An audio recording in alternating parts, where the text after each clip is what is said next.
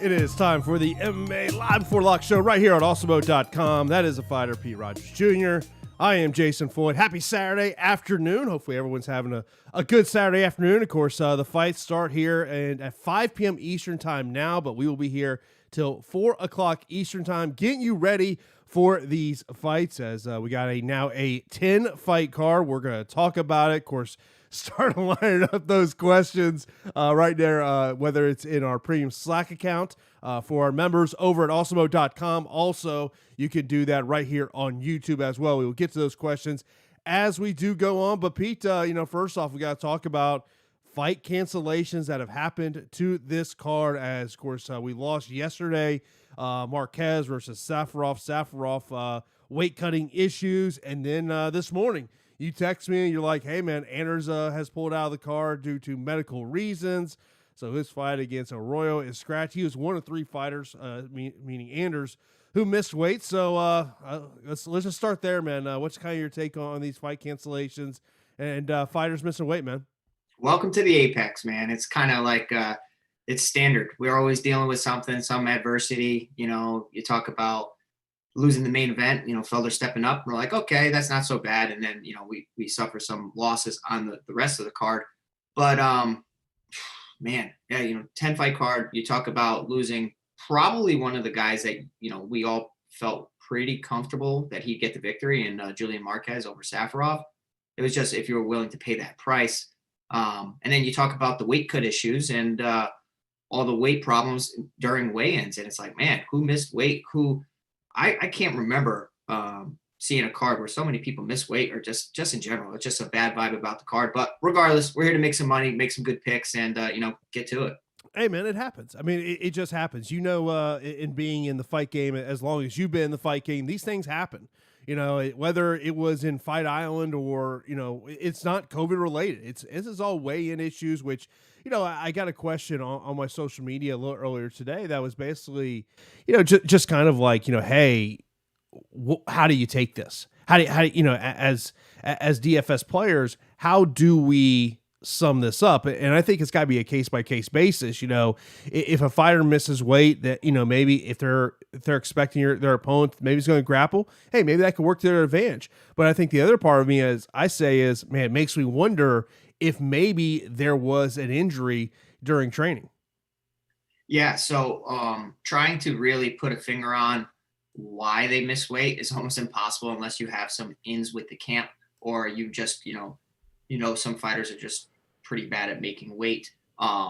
If a guy comes in looking in good shape, but he misses weight, I like to think that possibly, he just miscalculated a little bit or is using it for a strategic advantage. And that usually happens in bouts where, grappling is predicted.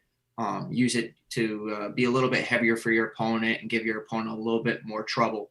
If you see a guy come in, miss weight, look a little out of shape, a little soft, probably an indicator that he suffered an injury, maybe wasn't able to get enough road work in. But granted, you can look at people and see them even in the stare downs and judge your prediction based off of that and be completely wrong because, a lot of soft bodies get wins in the UFC and all over the world. So, it's just something to take into consideration, and if a guy's struggling on the scale, I really look at that more than anything. Like, I don't really look at their appearance too much, but about, the body language of how they were on the scale. And obviously that leads us into roster construction of how we're developing our rosters, whether you're a multiple lineup player or whether you're a single entry player. That is how we got to kind of break this one down for us. I will say this, and I know we're going to talk about, this kind of as we go on, but to me, in terms of cash, I'm stacking the main event. And I'm not a stacking person in MMA for the most part. I like it more on DraftKings than I do on FanDuel just because of price points, because you look at FanDuel, you got to pay $18 for Paul Felder, or vice versa. Over on DraftKings, you only got to pay $7,400. So in my DK cash lineups, I do have a lot of stacking the main event. Yeah, I like what you're saying there for DraftKings. I think it's a fair play, and usually stacking main events, if they're a 5-round bout, which obviously all main events are, and you suspect it being a stand-up affair or a back and forth going the distance affair, it makes sense. Over on FanDuel, I think that's a little contrarian if you stack the main event because you're spending $21 and $18 respectively. Yeah, a lot has to really go right over there, based on the structure of the platform. I'm not much of a FanDuel guy, but if I was playing over there a lot, I wouldn't be doing Dos Anjos and Felder in the same lineup. Yeah, no, in GPP, I'm not. Look, I think that if you are a FanDuel player, first part of your thought process has got to be who are the fighters that you believe have the potential of stopping a ton of takedowns? And we'll talk about that in the moment when we talk about underdogs to potentially target. Because, we mentioned this Wednesday on the strategy show. The last 33 UFC fights, the favorites have won 29 of those fights. Prior to the main event, co-main event last week, it was 29 of 31. So it has been much a favorite run. So, and I think you are starting to see that the books are starting to kind of, change these odds up a little bit to try to get some more dog money in terms of that one. In terms of, I know we mentioned about this on the strategy show, but what would be your advice for the single entry player of how you build your lineup? Well, find a high priced option that you feel really, really confident in. And for me, I would consider Dos Anjos that fighter, with the grappling edge in a 5-round bout. I like Dos Anjos quite a bit. And, I mentioned on a strategy show that I know Paul Felder and I like Paul Felder a lot. I'll be rooting for him. I have him in a few lineups. I just do think that the grappling edge for Dos Anjos is so wide that if he goes that route, you're talking about a ton of potential, a ton of points, and possibly a finish. If it's a striking match, I honestly can see Felder hurting and knocking out Rafael Dos Anjos. So I would prioritize getting that main event in my lineup, which way, however you feel, whether you want to pay up at the top for other options. We lost Marquez, was a hefty price tag, but he was probably, just an automatic check as he would get to victory. Yeah, I mean, it was just, to me, what was kind of scaring me about Marquez, and man, I feel just awful for the guy because he has just had the worst luck for him. But, I'm sure the UFC is going to try to get him into a matchup there pretty soon. And mention about Paul Felder, if you've not seen the video that his manager put out, Brian Butler, who runs Sucker Punch Entertainment, where it was his pre-fight interview for tonight. So that piece that you're going to see right before the broadcast starts, where he's talking about how the rise of his career when everything came together, when he became a commentator, when he started getting these main event spots, and how his dad was not there, and him telling the story of his dad putting videos on Facebook of Paul fighting. It's like you watch that video, Pete, you're like, how the hell do I not root for Paul Felder tonight? Yeah, exactly, man. Like I'm a big Paul Felder guy. The dynamic that he's discussing about his father, I can relate to quite a bit. And, I'm one of the biggest Paul Felder fans tonight. I hope that he pulls it out, and I hope that he really gets it done. But you have to think about the 5 or 6 day notice. You have to take that into consideration. He did. He was training for a triathlon, which is fantastic. You're talking about biking, running, and what am I thinking? Biking, running, and swimming. My goodness. I'm like, what else is there? Mountain climb? No. Regardless, he's taking that Nick Diaz approach, and he's going to be in phenomenal shape. So, and he looks shredded, but the weight cut to 155 pounds, like for me, right? If I'm Paul Felder, okay, I'll take the fight, UFC. I'll save the day, but let me save my body and not cut to 155. Let's do it at 170 or something. Felder's walking around at 180, 185. Why in 6 days do you have to make 55? Why? Maybe he was walking around a lighter weight than we think. I don't think so. I'm telling you, Paul's a big guy. When I was hanging around Paul's a big guy. And, I was kind of like, man, I'm going to stay at 45 for a while if this is how the 55ers are. So I would say that probably because of the shape that he was in, he was at least, 170, 175. And I'm telling you, cutting 20 pounds that quick, it can be done. You saw him do it. But he did look kind of zapped on the scale, and you don't want that to be the victory. Is it, oh, yeah, okay, I did it, and now kind of be checked out from the fight. You want them to still, be hungry and, just ready to fight 5. And it's 5 rounds, Jason. So let's throw this out there, okay? 5 or 6 days notice. Let me cut 20 to 25 pounds in 6 days. And I still got to fight a 5-round fight against Rafael Dos Anjos, who had a full camp. How much martial arts training has Felder really have been doing this whole time? I think that as long as he's in shape, the guy knows how to fight. He knows how to fight, but you need to get grappling rounds in for sure. Here's my counterpoint to that, and this is a point that I brought up on the strategy show. He was going to be working the desk for this broadcast. So you know that he was watching tape of both Dos Anjos and of Makhachev. You know, like that is my counterpoint to what you said. Yeah, I respect it. But how Jordan Burroughs says, you know, everybody knows what I'm going to do, but can they stop it? Okay. Yeah. Like, okay. I know that Dos is probably going to take me down, but can I stop it? That's another thing. Now you got me on that point. Point one for by the way, for everyone watching, the odds of Pete ever seeing 146 on the scale again, 2% chance. Yeah. It's pretty gone, man. I'm like, okay, quarantine, man, set me back as far as that. But you know, I think that I'm pretty sized well. I'm sized well for 55 now. Yeah. So and of course I know you got a question earlier today about potential fight announcement. We'll see when that does come together here. But when we talk about one of the popular questions we always get is GPP and Cash core. In terms of Cash, it's the main event with Dos Anjos. I think GPP, you look at Dos Anjos as well. But I think, look, as I look up and down this fight card, I don't know if there's one fighter I go, all right, he's locked in. Like that, like as I was building my lines about an hour ago, I'm like, man, there's, like you look at, say, okay, I'm going to have a lot of Al Hassan, but missed weight. Second time in a row, he's now missed weight. Chaos Williams can win that fight. I do have some shares of Chaos Williams. Other, top options that you look at, Dontel Mays scares the crap out of me, paying $9,000 for him, but I got a fair amount of Dontel Mays. Alex Moronos, worries me. Look, he should be the favorite in that matchup. And, Kay Hansen at 9,200, I think the only question with her is, can she get a stoppage and can she bring you enough points if this fight goes to a decision? Yeah, I think that it's underdog city this week. I mean, I really do. I've been saying it since we broke it down. I feel like we're going to see a lot of lineups with a ton of cash left over that are going to really excel. As far as the weigh-ins, right? Felder looks zapped on the scale. Al Hassan missing weight. What's that? Twice within his past 2 fights. Yep. So what is he doing? Is he miscalculating? Is he not really trying? Is he mentally checked out? I don't know. I really, really like Al Hassan.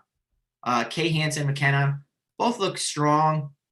Strickland Allen at 195, it's tough to really gauge because it's not a weight class that they're usually fighting at. So it's like, all right, maybe, they just did it because they didn't want to, cut weight. And Allen and Strickland, we're supposed to fight on the previous card. Strickland fought, and now, Allen just took this fight because his opponent dropped out.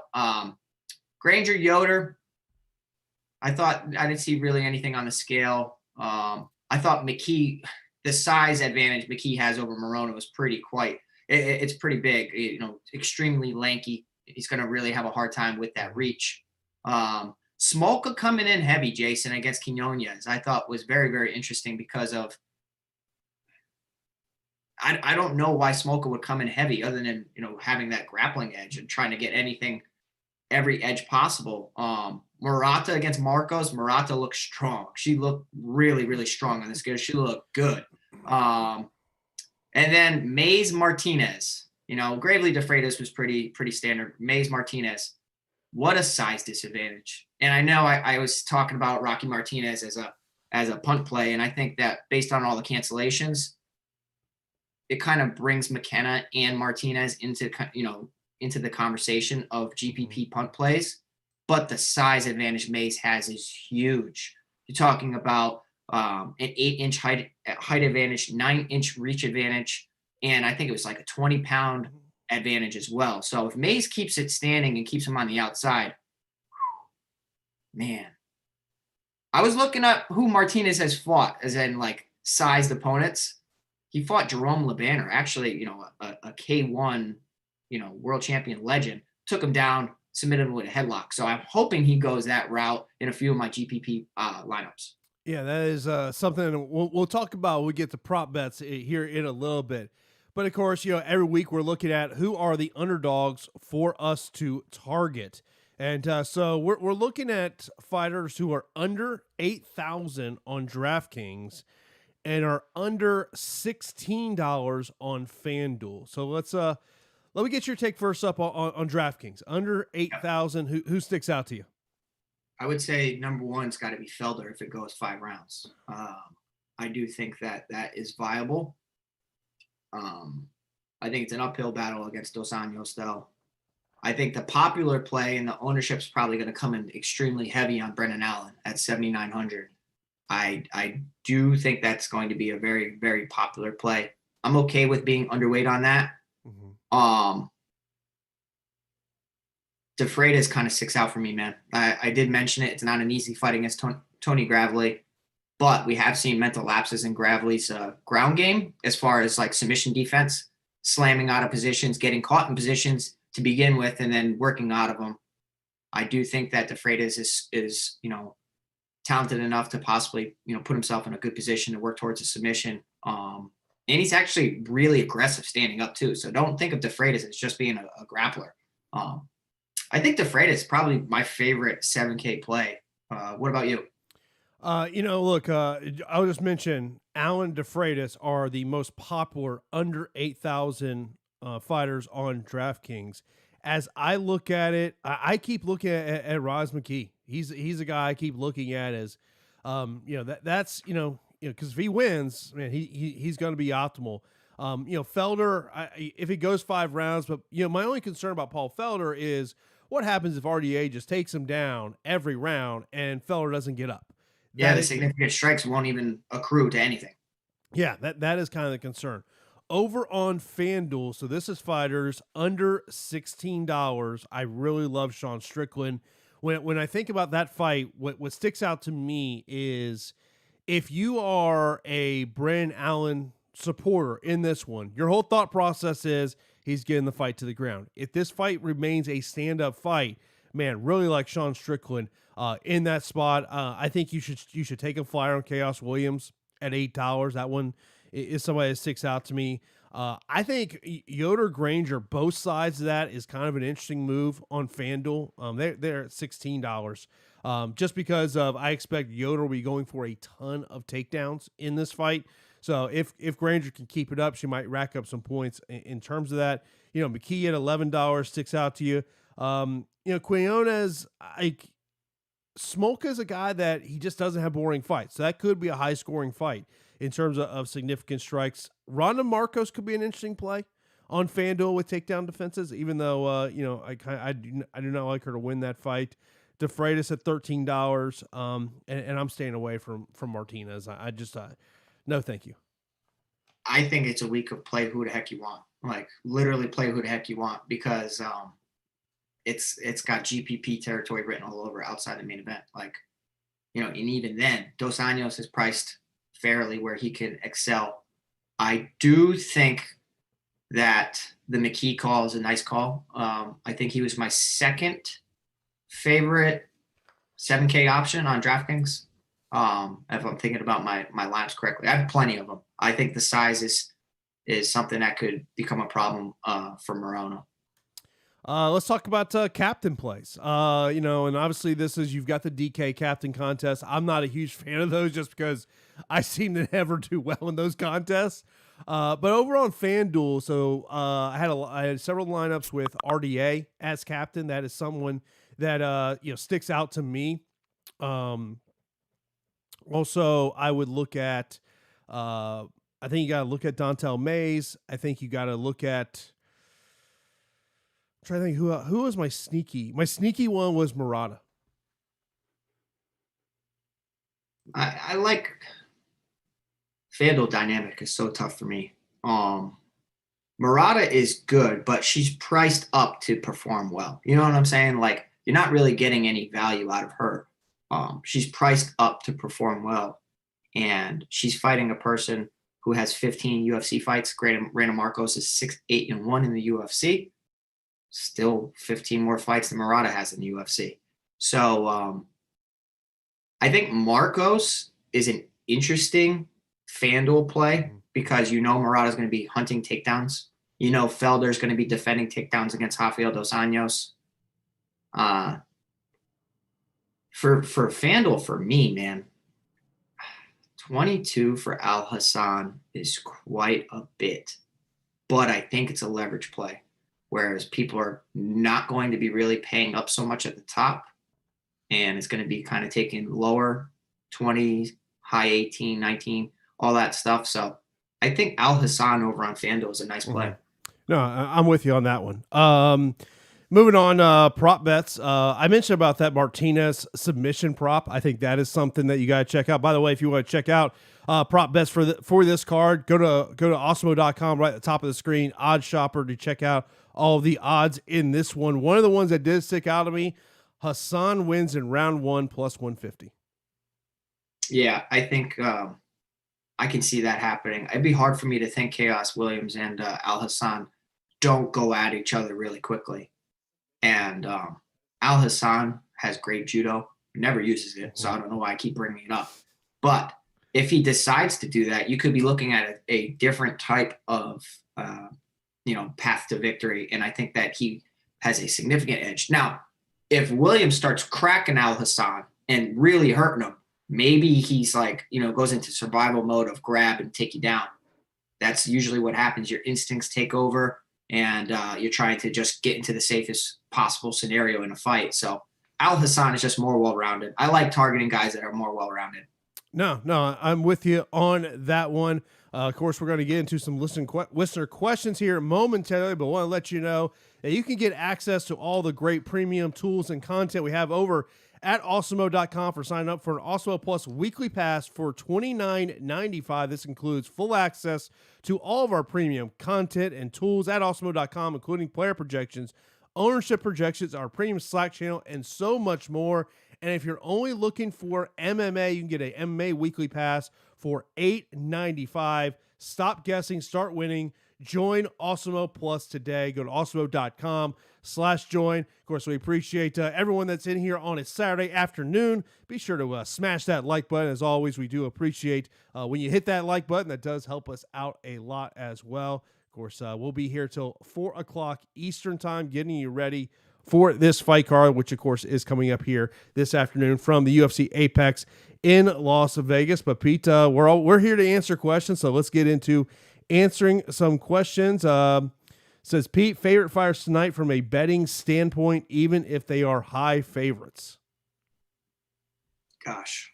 Well, let's look at the lines here. I would say Al Hassan for me is a guy that I still like. I think that he's really, really good. He was hurting Munir Lazzez really bad. And the reason why Munir Lazzez beat him is just he was more technical and was a technician in that fight. Styles make fights.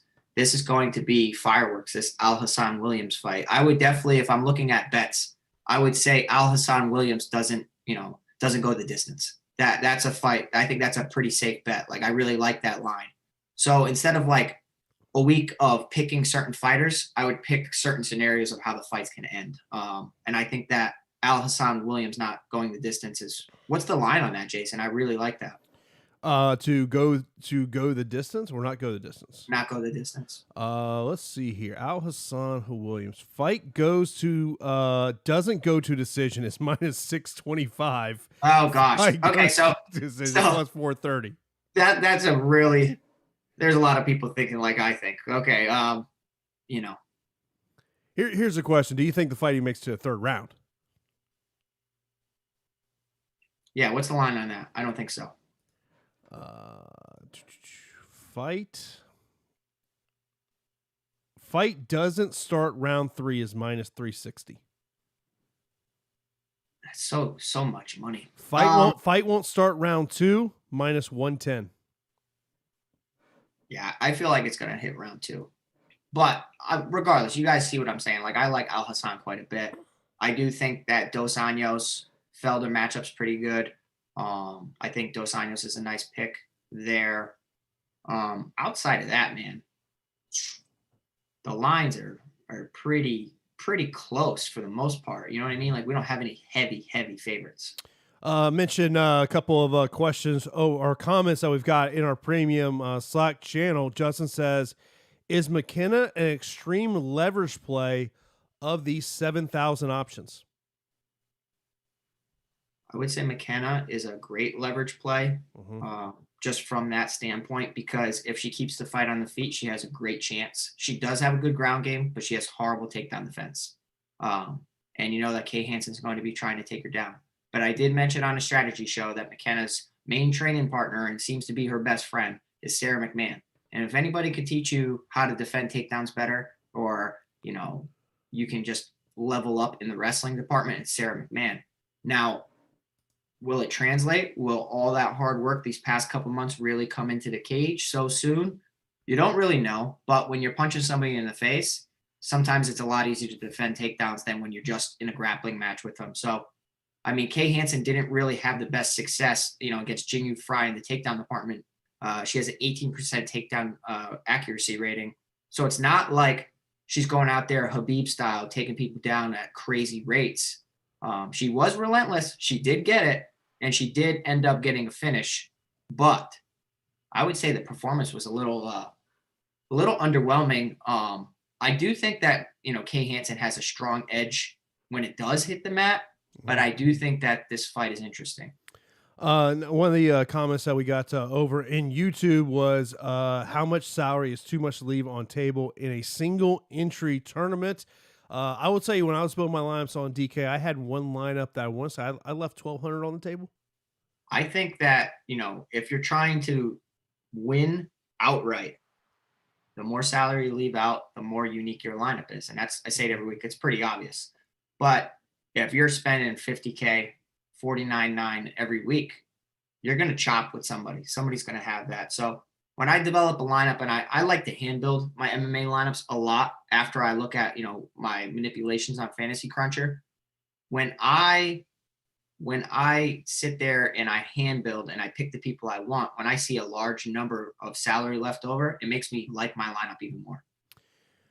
Next question we got says, who scores more on FanDuel, Murata or Mays, excuse me. It's an interesting one because, the likelihood is Marcos goes decision. Good chance Dontel Mays, if he wins in the first round. I would say Mays is the higher scorer, just because Marcos' fights are just so weird. Like, so weird. I talked about how weird her style is of keeping her hands low to prevent takedowns, to have underhooks. Her boxing's weird. She'll sometimes her grappling IQ, her IQ in general is just not good. So maybe she gets put in bad positions because of that. But I do think that the first fight of the night, regardless of how it goes, is going to dictate a lot of lineups. Yeah, and I don't love playing the first fight of the night, and Pete, your boy's playing it? I'm playing it. I'm playing the first fight of the night, man. I've got I've got a good amount of Dontel Mays shares. Not a ton, but a good amount. No Rocky Martinez? No. I just can't do it. Can't do it. I tell you, when I was watching film and all that stuff, if Rocky Martinez goes the takedown route, it's interesting but the size advantage Mays has is humongous. And after watching the weigh-ins, I'm like scratching my head. I'm like, why does it have to be like? It looks like a mismatch. If you were just a person just showing up to the weigh-ins and just evaluating like that, you would be like, this guy's gonna get killed. Yeah. But Martinez is tough.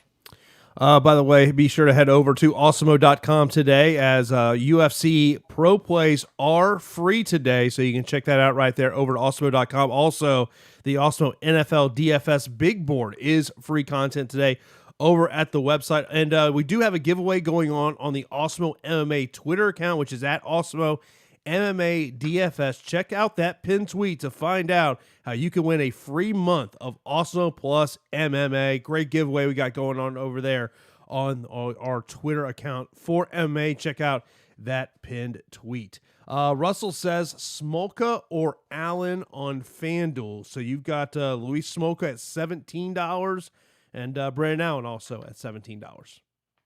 For me, I'm not a big Brendan Allen guy this week. I'm kind of letting other people chase it. I don't know if it's really the best matchup for him. Strickland's pretty damn good. Strickland's pretty damn good. 8-3 in the UFC, 21-3 overall. Allen has looked great in the UFC so far, 3-0, but regionally he did drop some decision losses. And I feel like this could be another decision loss against Strickland. I would be surprised if this fight ends in a finish. Mm-hmm.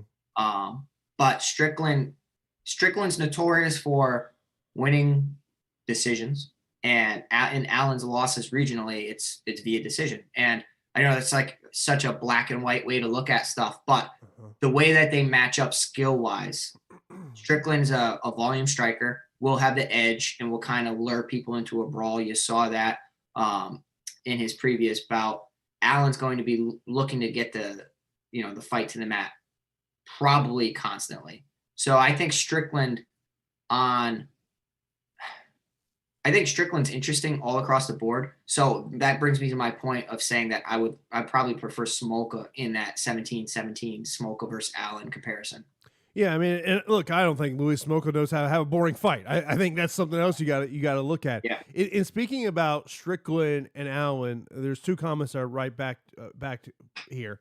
Justin says, he goes, my biggest head scratcher is Allen versus Strickland. Anything from the weigh-ins get you any more clarity on which way this fight will go. Then Ian says, I got huge issues with Allen's ownership. Given Strickland's takedown defense, Allen will get pieced up on the feet.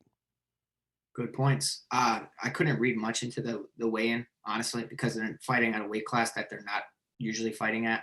It looks like two 85ers just who didn't cut weight. Mm-hmm.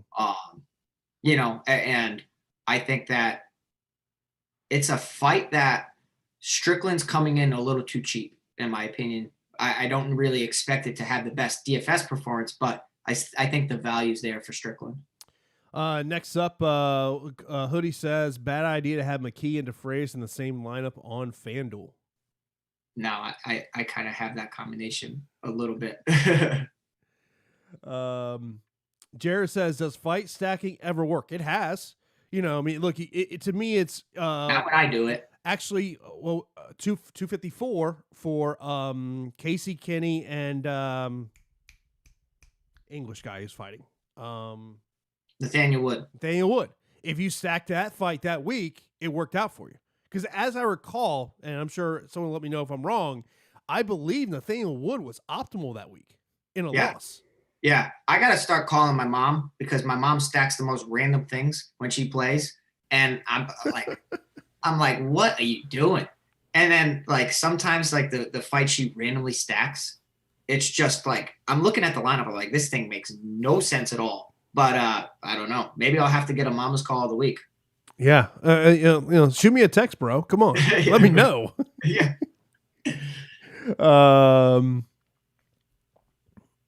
Let's see here.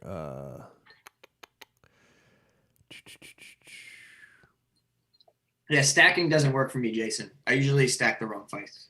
Oh yeah, when I've done, I think the only time if I do stack a fight, it's a main event just because of 5 rounds or a title fight. If we have got multiple title fights on a card, which I'm sure that's something that we'll get talked about a little bit next week.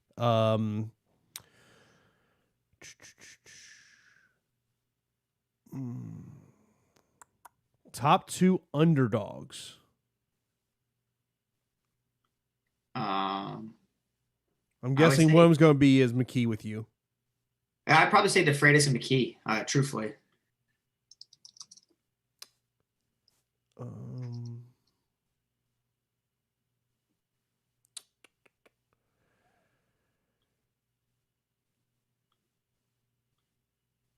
Yeah, Joseph. Yeah, I've never hit 146 on the pounds. No question. No doubt about that.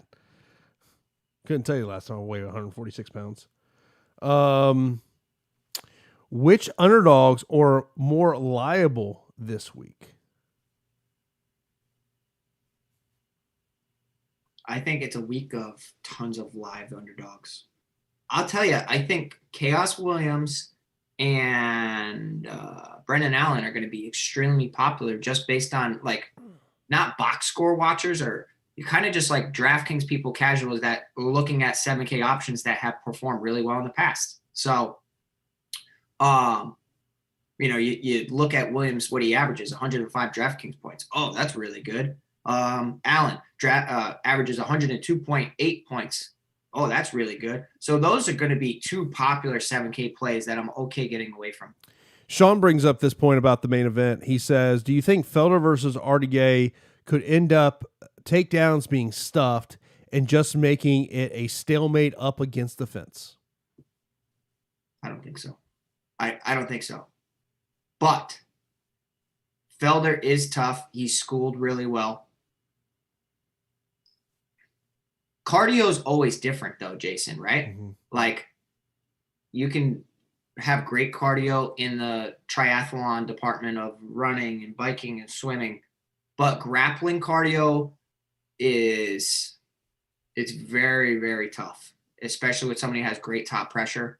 Felder, I think, is viable on FanDuel. I do, because of the bonus of stopping takedowns, and he's in a 5-round fight. Mm-hmm. If he does prevent takedowns, man, you're talking about a boosted score.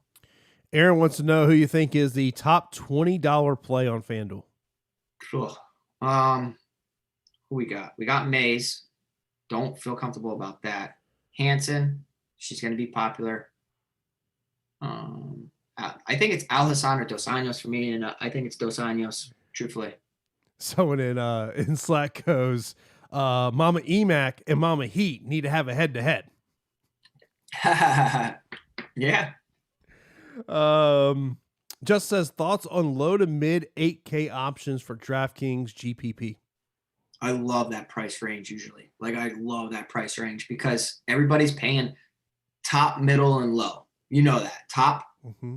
Or I shouldn't say that. That's kind of my approach. Top, middle, and low. A lot of people do is try to jam in top plays and then just get by with cheap punt plays.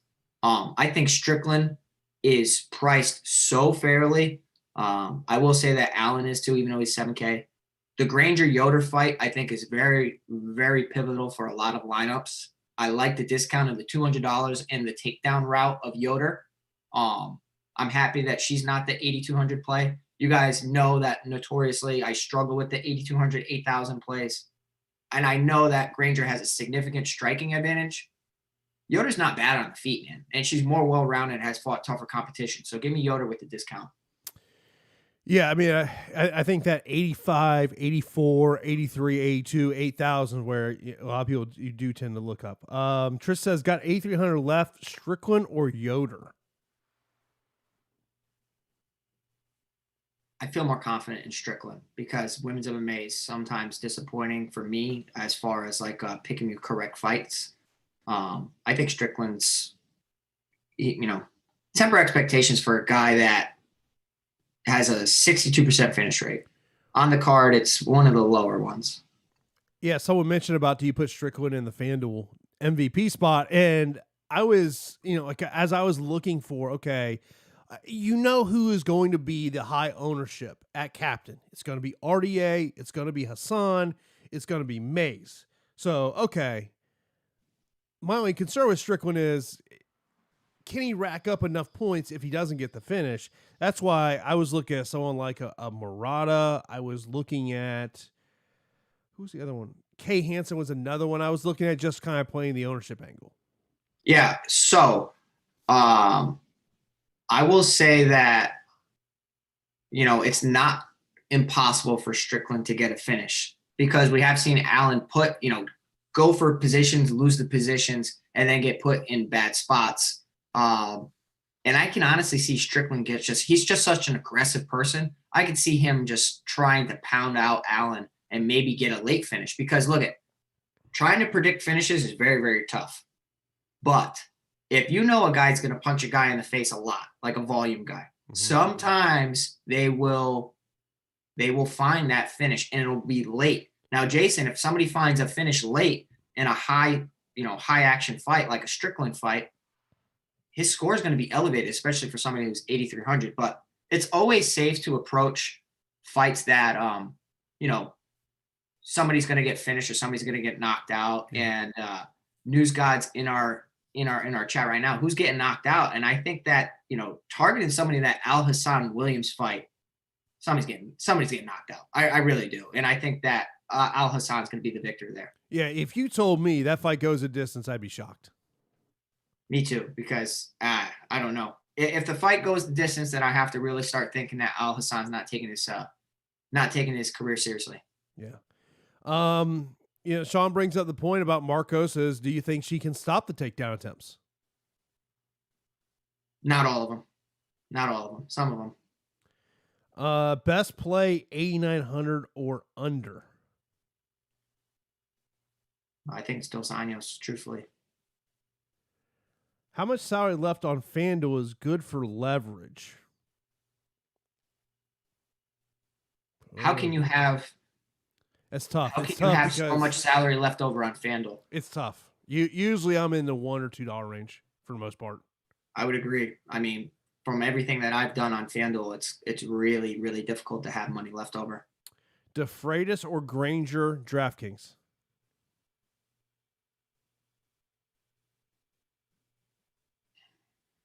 DeFreitas.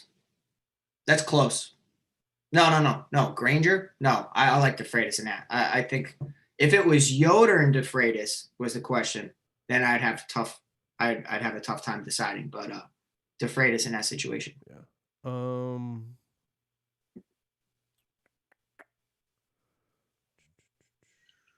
By the way, be sure to smash that like button here. We appreciate everyone that's in here on a Saturday afternoon getting us ready for this fight card. Gravely or Smoka? I would actually say Smoka. I think Gravely's in for a very, very tough fight. And he is skilled. Like, Gravely's very well-rounded, but it's got to be. Smoka fights are usually optimal, man. They really are, whether he wins or loses. Pete, Nick wants to know, what's your sleeper pick of the night?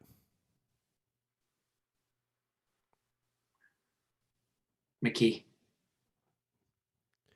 Andres asks, what's the best overall play on DraftKings? Like, to me, it's got to be Dos Anjos, right? I think so. Truthfully, I think so. I think he's a safe play. He's probably the safe, but I mean, Felder's fighting for reasons outside of fighting, and motivation is a huge thing in fighting. You have confidence and motivation, Jason, and you know this. Yeah. Two of the things that you really can't gauge. And if somebody is confident and somebody's extremely motivated, so dangerous. And the crazy thing is that if this was RDA versus Islam would have been 9,400 on DK, and RDA would have been 6,800. Yeah, I wouldn't be picking Rafael Dos Anjos at all. No. Islam's a bad boy, man. That's a bad boy.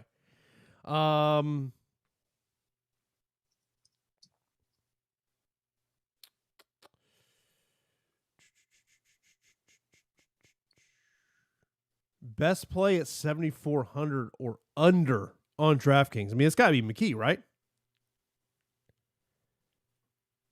How much and under? 74.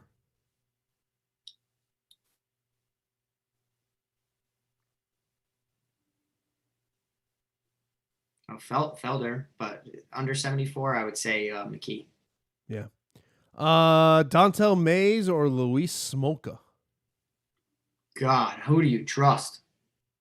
God, that is for a DraftKings single entry. I like targeting those fights, man. But do you think Canonias is good? I think he's another guy. Okay. But this is my thing about Luis Smolka. Yeah. He's going to put himself in a firefight. You think he gets knocked out?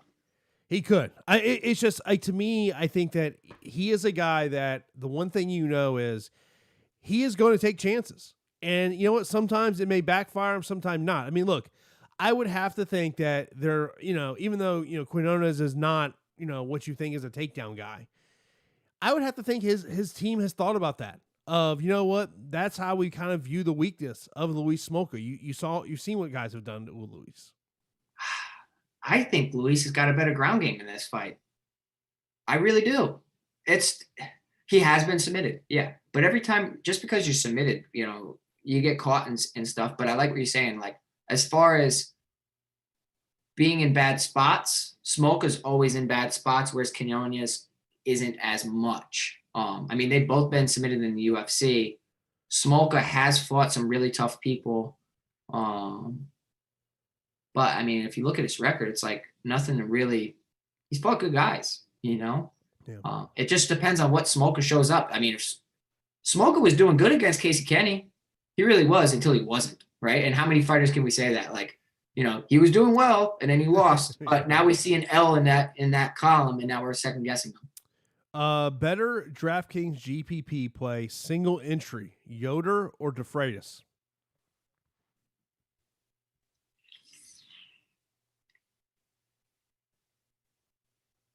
I feel like I want to know what the rest of the lineup is. Because I will say that those 8K 8,200 fights usually are part of optimal. Yeah. By the way, the fights will start at 5 p.m. Eastern time for those who are wondering about that. But we'll be here till 4 o'clock Eastern time.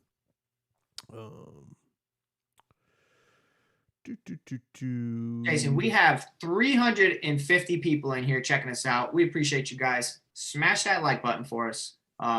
You know, if you guys are tuning into us, whether you're at work, whatever you're doing, we appreciate you. I appreciate you. Strickland or Allen, DraftKings single entry. Give me Strickland. Yeah. I mean, I hate to be the guy that hates Allen this week, but for me, I think it's not an easy matchup. But Allen has been training at Sanford MMA for this camp. It kind of looks like half camp, which Henry Hoof, those guys are excellent strikers. I did see Brendan Allen throwing some head kicks and looking pretty good. Strickland keeps his head straight up and depends on, you know what I mean? It depends on volume. So we'll see. By the way, if you do have any questions, hit those up right there, whether it's our premium Slack account or right here on YouTube. Of course, we just got just over 100 likes here in the show. Let's appreciate everyone hitting that thumbs up button. We're here to help you make some money tonight, whether it's on DraftKings or whether it is on FanDuel. How many upsets do you think will happen tonight? I know you mentioned a little earlier in our Slack channel that you do like a lot of underdogs tonight. I think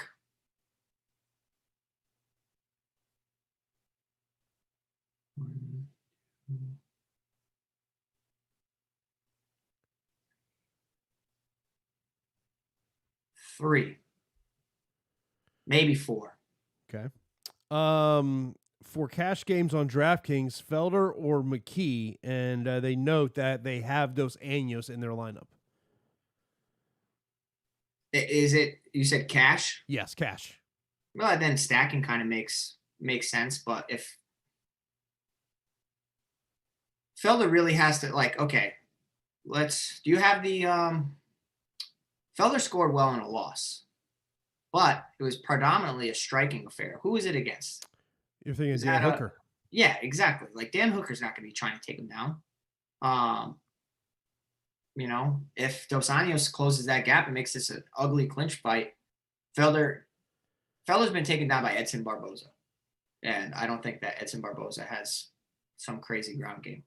Yeah, I'm just trying to pull up Paul Felder right now on DraftKings. Let's see here. So the Dan Hooker fight, he scored 55 points. That was a decision loss. He landed 110 significant strikes in that matchup. Barboza scored 58. That was a win. Looking at his losses, the loss to Mike Perry, decision loss, 3 round. That was at 170. Scored 28 points. Taken down by Mike Perry several times. I mean, look, that's your fear if you're a Paul Felder backer tonight, is that RDA goes for a takedown. Paul says, who is the best fighter over 9K? I like it when they ask like that. Definitely not Mays. It'd be Al Hassan. Which female fighter do you see making the optimal? Well, you have Kay Hansen and McKenna, Granger, Yoder. Do I dare say Yoder?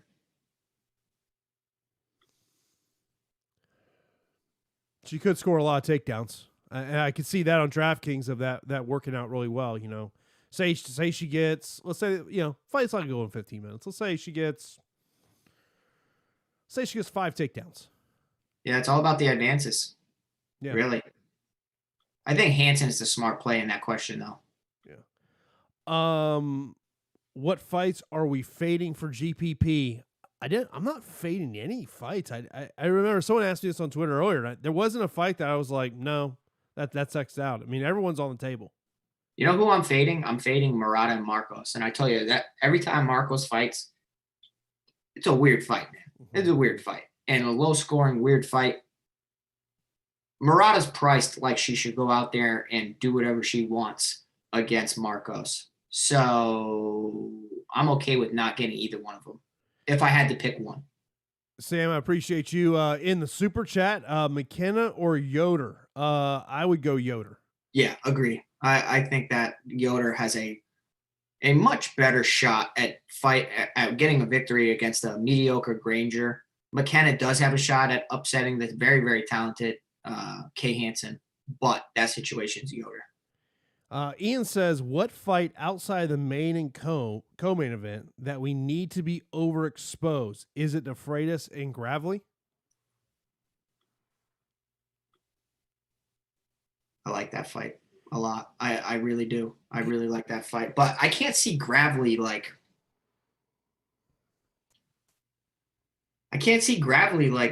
really paying off 8,700. I mean, I guess the question's got to be is how many takedowns would it take and advances would it take for I him don't think for that to cash for you? I don't know if he wants to take him down because it's such a dangerous game of dealing with DeFreitas' ground game. And we haven't seen Gravely get armbarred and, get caught in armbars quite a bit, especially regionally. And, DeFreitas is a stud with his jiu-jitsu. Someone brings up of, hey, why are you picking RDA when he's lost 4 of his last 5? Let's mention who those 4 are. Yeah. Colby Covington, the number 2 welterweight in the world. Amazing Usman, wrestler. Number 1 welterweight in the world. Amazing wrestler. Leon Edwards, the number 3 welterweight in the world. And Michael Chiesa, who's top 10. 3 out of those 4 are the top of the wrestling heap. And Rafael Dos Anjos goes to the takedown well when he is the dominant grappler in the matchup.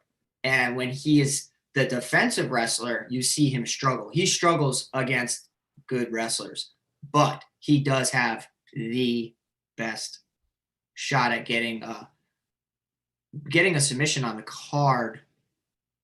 Next to Kay Hansen, yeah. Matt in our Slack channel says, hasn't Smoko been much better at flyweight in his career? Yes, I mean that would be the case. I think it's his days of cutting to 125 are over. Yeah, I don't hate fighters when they move up a weight class. I kind of think it's better. Yeah. Who's going to Takedown City? I got 2 options for you. Marcos is getting taken to Takedown City. Miranda Granger, I think, is the other one to look at. I think so too. I think they're both getting taken down quite a bit. I would be. I think Felder's getting taken down quite a bit too. Yeah, I'd be fairly surprised if Yoder's game plan is not grappling based. I'd be fairly surprised. The problem with the main event of thinking that Rafael Dos Anjos is going to, go the takedown route is if he's giving Felder so much respect for taking this fight. Oh, thank you so much for taking the fight on short notice. You saved me. You saved the payday. You saved the UFC. I will engage in a striking match with you instead of trying to grab. You know what I mean? And I know that sounds silly, but there's so much honor in fighting that sometimes if people are too friendly, they stray away from the game plan. I get that, but at RDA, you're trying to make one last run at a title in the UFC. Yeah. I don't think that's the smartest of things to do. Oh, heck no. That gives Paul Felder literally his avenue of winning. Yeah. By the way, be sure to hit that thumbs up button right here on YouTube. Subscribe to the channel. Hit that notification bell tomorrow on Awesemo. Get you ready for all of the NFL action to help you create those lineups for tomorrow's NFL action. Also, be sure to check out Odd Shopper right over there at Awesemo.com so you can price out who has got the best lines of where you want to place your bets for the fight. Of course, also today's free MMA premium content over at Awesemo.com is our UFC Pro Plays. So be sure to check that out right there at Awesemo.com. I am a part of that panel, so check that out right now over at Awesemo.com. Deshaun says best value on DraftKings.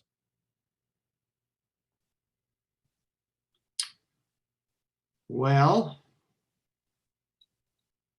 if you're looking at somebody who has smashed, and I know I've been talking at Strickland, Brendan Allen being an underdog in a fight in the 7K range is always enticing.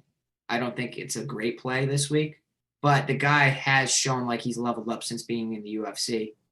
I don't hate that call. I think I thought DeFreitas should have been the favorite in the fight against Gravely, so I'll go with DeFreitas. You know, someone asked about who we think has the highest probability of getting knockout or TKO. We kind of mentioned about that earlier, but let me preface it this way, Pete. Who is a fighter who can score knockdowns and their opponent gets back up? Probably Rocky Martinez. You know, he's so tough. If he gets clipped and hurt, the guy just really is so tough that maybe he keeps getting knocked down and getting back up. That's extremely hard to predict, but I would say that maybe the Morono-McKee fight, maybe Brendan Allen. I don't know. That's a tough question.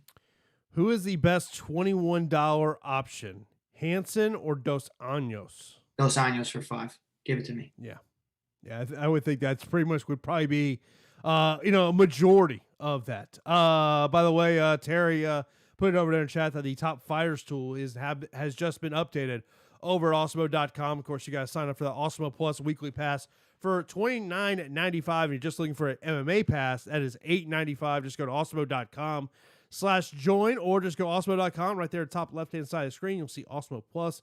You can sign up right there for a premium package here to get all those great contents and tools that Alex puts out each and every week. So if you do have any questions, hit those up right now in the YouTube chat. Also over our premium Slack account as well.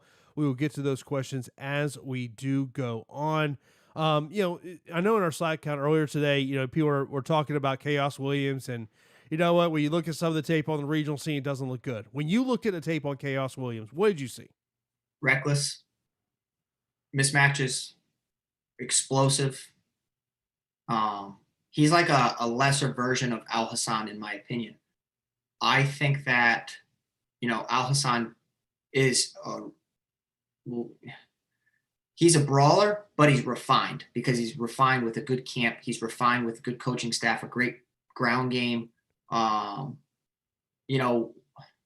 Chaos Williams, heck, if he lands a shot like he did against Alex Morono, he can knock anybody out. It's all about finding that chin. But how does he respond to fighting a bigger bully, in Al Hassan? Smolka or Dos Anjos, DraftKings GPP? Smolka or Dos Anjos? Yeah, that's the question. Dos Anjos. I mean, Dos Anjos for me. Give me 5 rounds with a. Do you remember Rafael Dos Anjos' run? And I know it really, really well because he beat my buddy Cowboy Cerrone twice, and he went through Cowboy twice. When he was on top of the game, man, he looked incredible. I mean, he went in there and just ran through Anthony Pettis, and he really did. Now, why? Why did that happen? Are there other factors of that happening? We don't know, but I think that, when he feels confident in a matchup, he's a part of the elite category. It's kind of interesting, the fact of Luis Smolka. We have him as the 3rd highest projected owned fighter on DraftKings. Makes sense. What's Brendan Allen, 2nd? 4th. He's going to be popular, man. No, I mean, no shocking. RDA is the most popular. No shocking. Yeah, he should be. Yeah, no shocking there. It would have been interesting if the original fight stayed together. Where would have RDA's ownership been? That would have been pretty interesting because I would have been all over Makhachev. I just would have paid the price. Yeah, I agree. Um. Have 9K left. Thoughts on what you should do? I guess the question, Chad, is what's the rest of your lineup look like? I don't want to mention a fighter that you have. I mean, if you're in that 8,000 range of looking at somebody, maybe someone that's, I really like Sean Strickland. I like Yoder. And I think you gotta look at Murata. I think you could maximize some leverage by taking her. Yeah. I think Dontel Mays, it's kind of, if you pick him, just don't watch the fight because he's going to make you nervous. He's not at the Stefan Struve category yet where he's massive but doesn't know how to use his reach. He's kind of approaching Stefan Struve territory though. So you can have all the advantages in a fight, height, reach, athleticism. But if you allow somebody to crowd you and get inside your bubble, which Martinez is going to need to do if he's going to win this fight, then you're in trouble. But Mays he needs a win in the UFC. He's 0-2 in the UFC. Going back to his amateur fights and everything, he did have a ton of finishes, early finishes, round 1, round 2 finishes. So I don't hate it. I don't hate the Mays call. How many fighters are in the optional price under 8,000? I say 3. That's the number. I was 2 or 3. That was kind of where I was going at there. Yeah. So we now have 10 fights on the card. Yep. My number, the over/under number, 4.5 on fights end in stoppage. Was I right last week? I can't remember. I believe you shattered it. Yeah. Okay. So your number is what this week? 4.5. 10 fights. Hold on. Let me. 1, 2, 3. I'm under. Okay. I'm under. True, false? Oh gosh. A woman's fight will end in stoppage. False, man. Okay. Hold on. We got 3. 3, right? Yeah, we do 3. Yeah, I'll say true. Would your pick be Kay Hansen? No. Really? Okay. It's interesting. I don't think so. I like these questions, man. I think it kind of engages the audience too. I like these. Chad, who mentioned about he had 9,000 left. He said his lineup is Freitas, McKee, Strickland, Dos Anjos, Hassan have 9K left for final spot. Looking for a little help. So he's got Freitas, McKee, Strickland, Dos Anjos, Hassan. I like it. That is a GPP lineup. I like it. I think the easy choice would be Mays, but I think the problem is then you're probably going to be in a situation where a lot of people have that lineup. Agree. Give me Murata. Sometimes that's okay though. Give me Murata 8,600. Ooh. Separate yourself a little bit. Hey, okay. I'm gonna say something because I'm gonna bring up this question. Who are we not talking about? Who are we not talking about?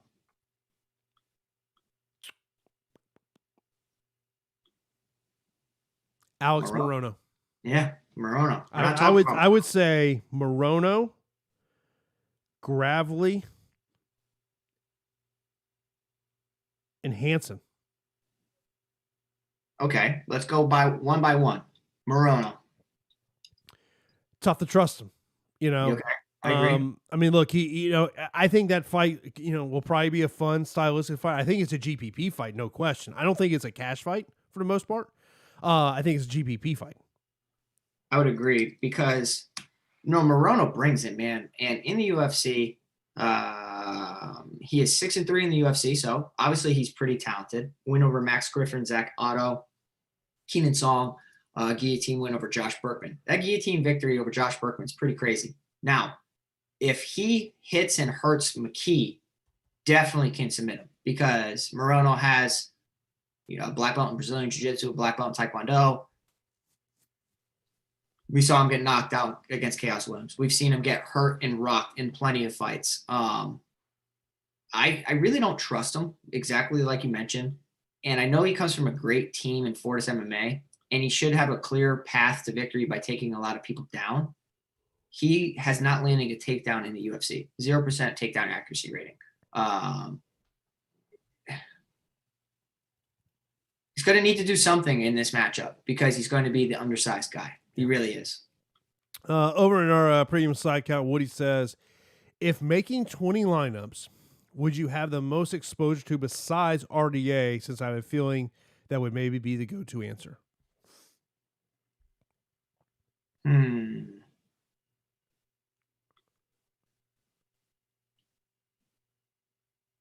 For me, it might be Sean Strickland. Yeah. I don't hate the Strickland call at all. Really don't. Now, look, if Brandon Allen gets the fight to the ground, it's a totally different fight. Yeah, 100%. But if you think Brandon Allen can't get this fight to the ground, you're going to love Sean Strickland this matchup. I don't think he could take down Strickland. So I think Strickland standing up, I like him here quite a bit. Justin says, Yoder and McKenna to be contrarian, too risky?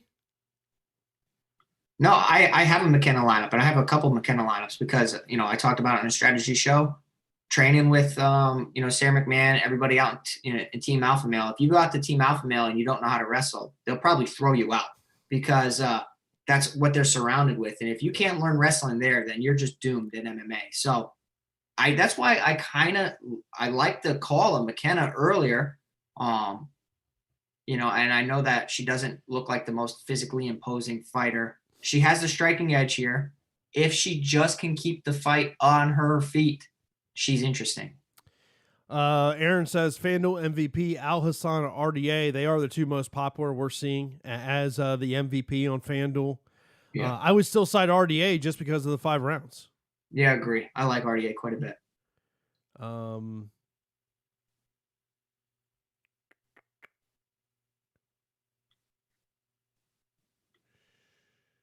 Which fight has a best chance of ending in a submission? Main event. Hanson McKenna. Smoka Quinones. I think Smoka Quinones, somebody's getting finished there. I really do.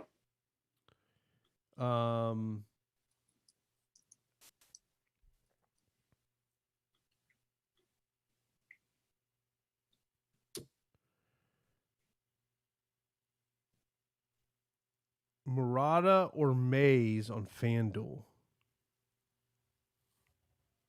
Mays for me. I would say Mays because of the finishing ability. That would be kind of where I would side. I like Murata's potential in the division. I really do. I think she's good. I think she's priced up in a matchup in her UFC debut against a person who has 15 UFC fights and a person who is notorious for making fights weird. So when fights are weird, your output and your stats are going to be limited. So I'm okay with fading that fight. Like I really am. I'm okay with it, but I do respect your Murata call. Is there an 8,000 price range fighter who is a lock? Heck no. I don't think there's anyone on this card that's a lock. I don't either. I think Dos Anjos is probably the closest person. Dos Anjos and maybe Al Hassan. Maybe, but the lock button is not on this week. Aaron put his FanDuel lineup out there. Hassan, RDA, Smoka, Yoder, Freitas, McKee. Thoughts on it? I like it. Yeah, I mean, I have plenty of 7K options in my lineups this week. Like, I think it's always popular for people to spend all their salary, and I'm okay with getting different. Get different, guys. Yeah. Paul says it's having 0 salary left a bad thing on this slate. The only concern I would say that is you might have a lineup that 100 other people have. Yeah, I mean, if you're okay with winning, it might be a good lineup, but you might not really. You might be chopping with a lot of people. Yeah. Colby says over in Premium Slack, he goes Morono and Strickland, Allen Smoka, or Strickland Smoka. Strickland Smoka. Yeah, for me. That'd be mine. McKee or DeFreitas?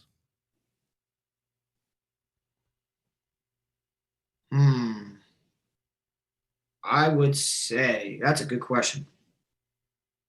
We haven't really seen McKee in the UFC do anything. He hasn't landed a punch. And I know it was against Khamzat Chimaev. I think that he's a little pissed off and is going to really go out there and try to prove that he belongs, which could result in him getting finished or him working towards a finish. I think the Freitas, we've seen what he is in the UFC. Very, he's well-rounded. Should be 2-0 in the UFC. I like the Freitas in that situation. Jake says Quinones and Allen or McKee and Smolka. Leaning towards the second option, but need some reassurance. Yeah, for me, I do have Quinones in several lineups, but I like that McKee Smolka.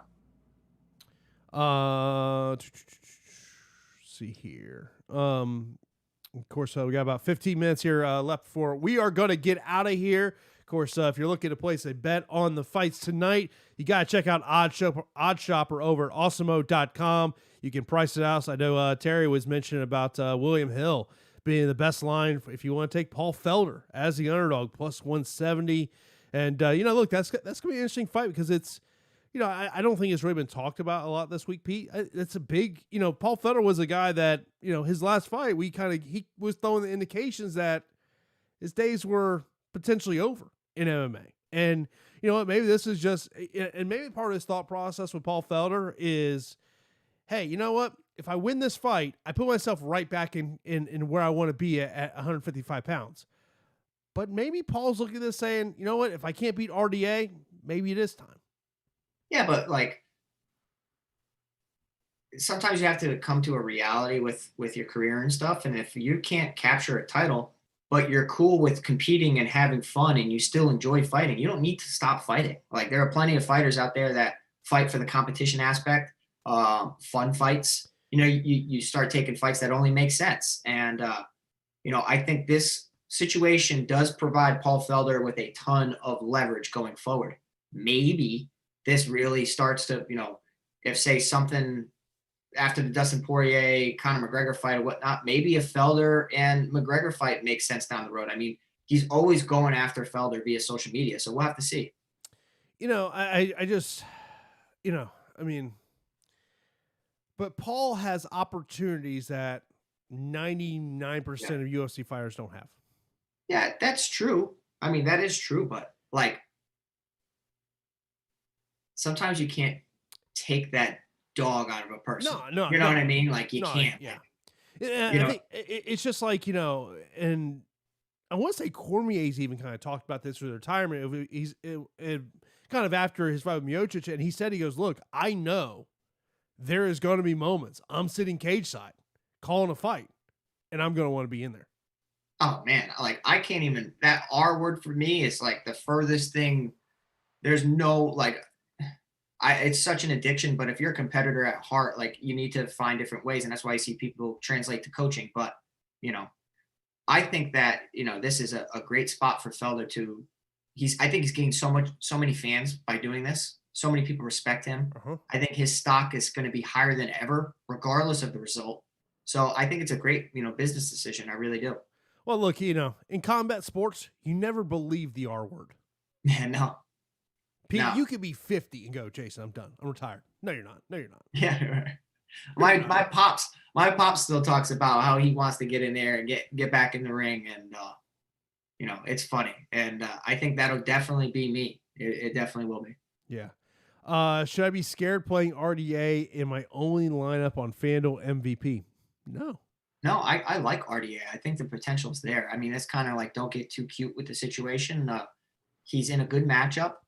I think if they both had full camps, we'd be talking a little bit differently, but still stylistically, it's a hard fight for Paul Felder. I do think that it's a hard fight. Paul asks, he goes, will the weight cut hurt Felder in a big way, or his cardio from training for the triathlon going to be better for him?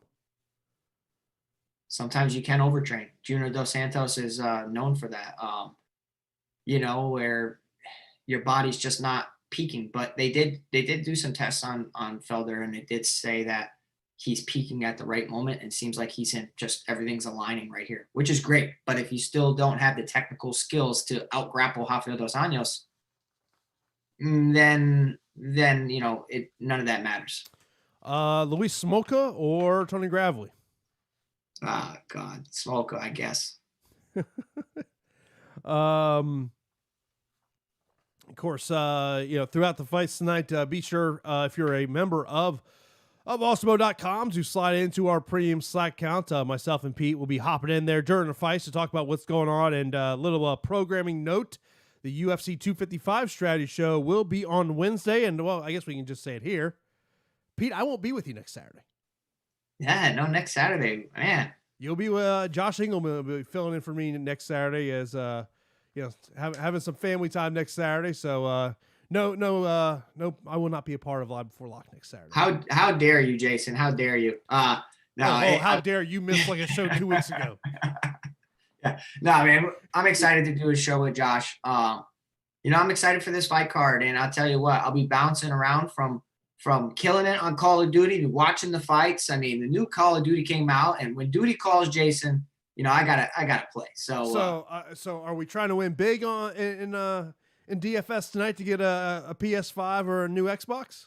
I'm split because back in my childhood, I was PlayStation all the way, and then the reason I switched to Xbox is because all my friends had Xbox, and that's really the only reason why I got into Xbox. But I still haven't decided. I got friends of mine telling me get PC, but I mean, if you're watching the show and you're a Call of Duty fan, hit that like button, man. Hit that like button, because let me say, I don't mind Cold War. I like Cold War, but I love playing Warzone for sure.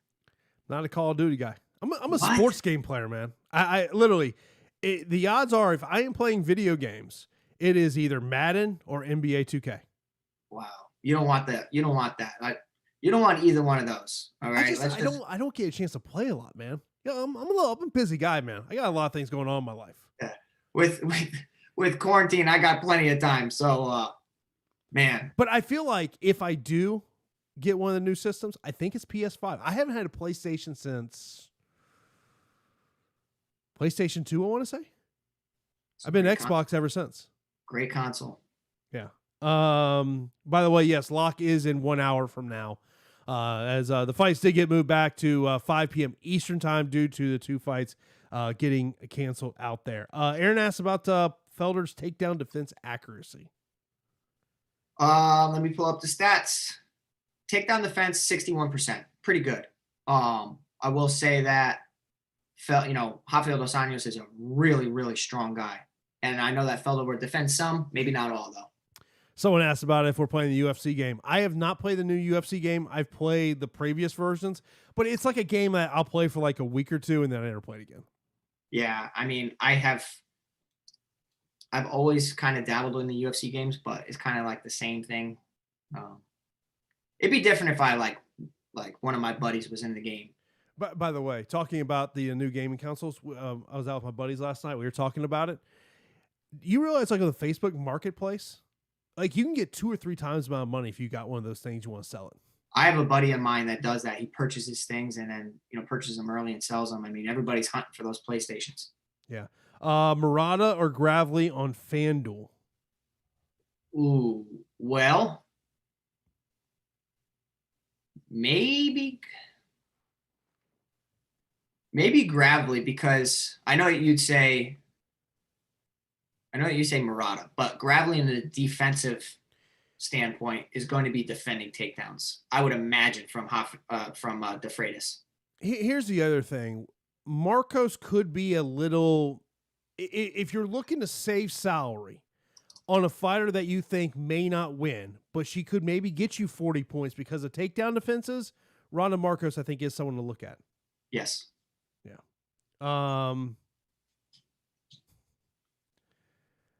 Yeah, I'm just not. Someone says UFC video games suck. I'm not a big I don't like this. Like when I saw traditions with the sticks. Yeah, when I saw the trailer and they're doing the backyard fighting part of it, I'm like, why are they wearing gloves? Who goes to a backyard fight with gloves on? Hey, I've been to some. where they have some. You got gloves. You got backyard boxing, backyard kickboxing, backyard MMA. Look, last time I checked, every time I watched those Kimbo videos from the backyard, there was never gloves. Oh, okay, that's Kimbo, but a lot of times a lot of people have done it with gloves. But I see what you're saying. I mean, they need a story. I mean, it's interesting. Yeah. But by the way, the Kimbo fight lore on UFC Fight Pass, you got to watch that. It's really good. Highly recommended. Yeah. That whole fight lore series on Fight Pass is really good. Machiavelli asked for the 2 best 7,000 options. For me, DeFreitas would be my 1. Okay.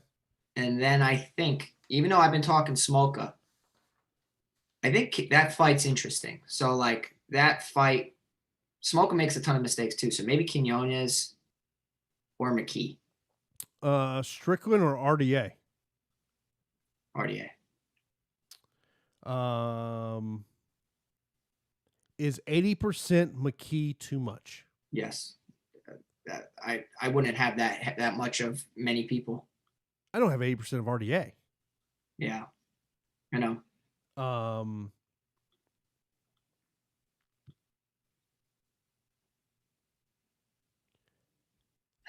Okay, let's kind of end on this note. GPP. Okay. Yes. What are like the 3 fights you have to be looking at? Like, to me, Hassan Williams, main event, Hassan Williams. And do I dare say Quinones Smolka?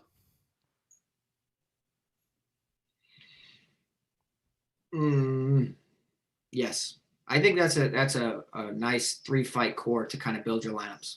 Yeah. But looking forward to these fights here tonight from the UFC Apex, or this afternoon, or wherever you're at in the world. Maybe if you're on the West Coast, more of an afternoon, but looking forward to the fights. Of course, we'll be hopping into our premium Slack account throughout the night, talking about the fight game with you. And, of course, as I mentioned, we'll be back Wednesday for the strategy show right here on Awesemo.com.